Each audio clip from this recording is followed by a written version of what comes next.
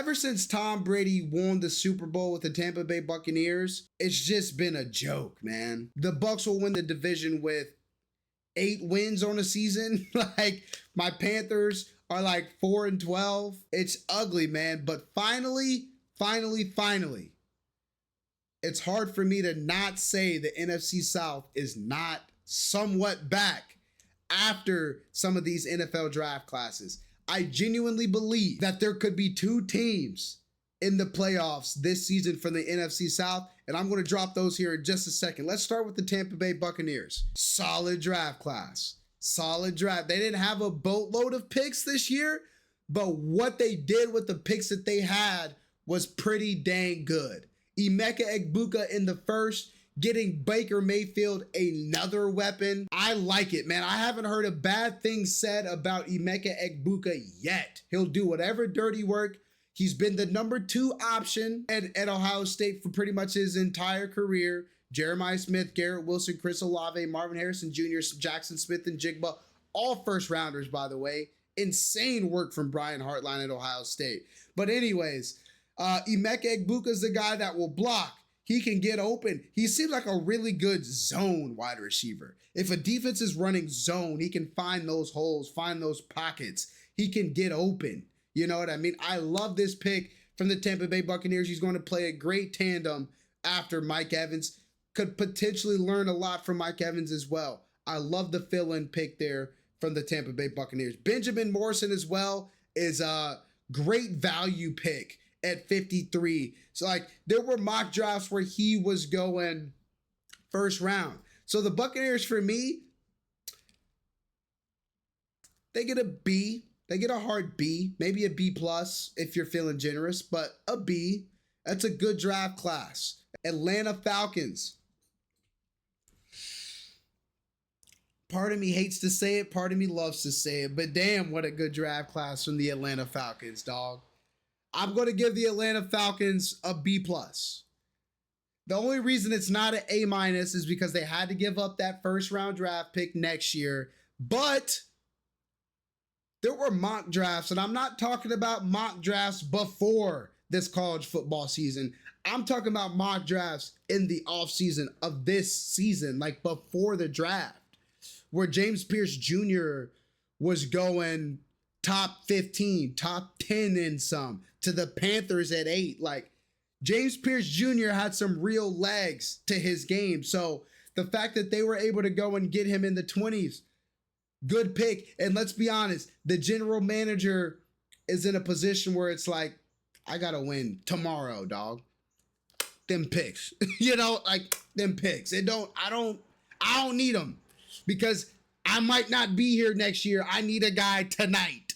You know what I mean? So the fact that Jalen Walker fell to them at 15, nasty work, but good for the Falcons. He could have gone to the Panthers at 8. But I think that we're going to get in the Panthers here in a second, all right? I love the fact that they were able to get Xavier Watts late. Ball hawking safety. Your Jesse Bates Jr. filling out that defensive backfield. You can't have this on the field anymore, though. As long as this is not on the field, you're good. But, hey, good pick from the Falcons. I was saying that I think 2 teams from the NFC South could make it to the NFL playoffs. My way too early prediction, Atlanta Falcons are one of them. The Atlanta Falcons are one of them. So let's talk about the Saints, who have no shot at making the playoffs. No shot. I mean, I'll give you a C minus. I'll be generous. I'll give you a C minus on the draft class. This is how your own fans feel about the draft. No, hold up, bro. We can't be out here looking silly in front of the whole. Man, I didn't gave these niggas so many years of my fucking life, and they gonna do me like this bitch ass shit. I know, but we looking silly right now, though. Man, this nigga 25 years old. That nigga got 5 broken legs, 2 broken shoulders. What the fuck is he gonna do for me? What the fuck can I do with a nigga that's almost 30 years old? That nigga been in college for the last 10 years, bro. I can't do shit with that. You going from fucking Jalen Hurts to Tyler Shuck. That nigga going from Beyonce to fucking man. I ain't gonna disrespect that lady like that, bro. I don't got shit for these niggas. I ain't recording no songs. I ain't got no tweets.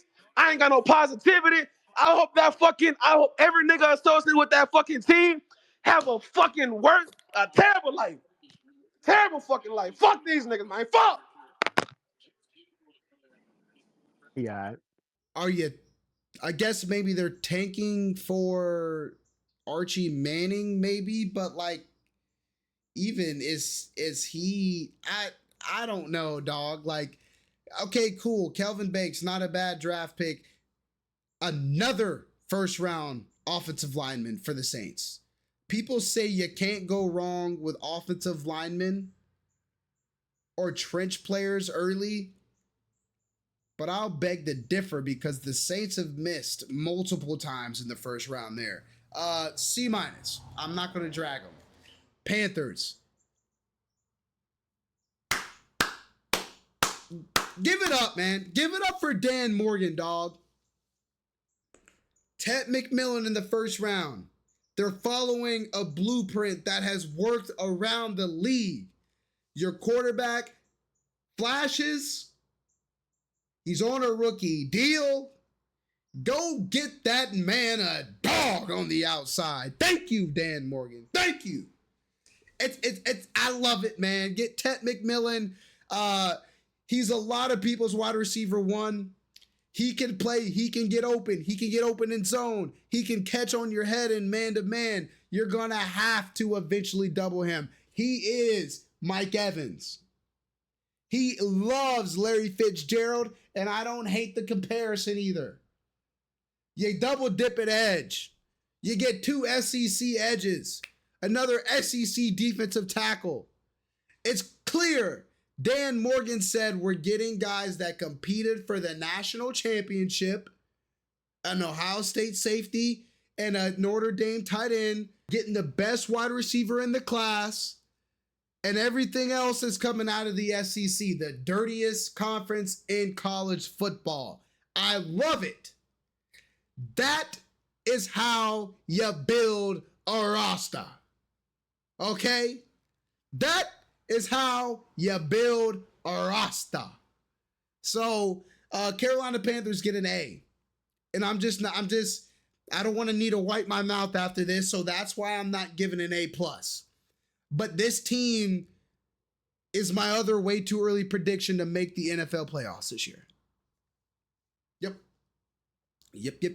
Yes, they are. Yes, they are. I'm excited about the Carolina Panthers. I'm excited about the NFC South. I'm going to go ahead and break it down real quick.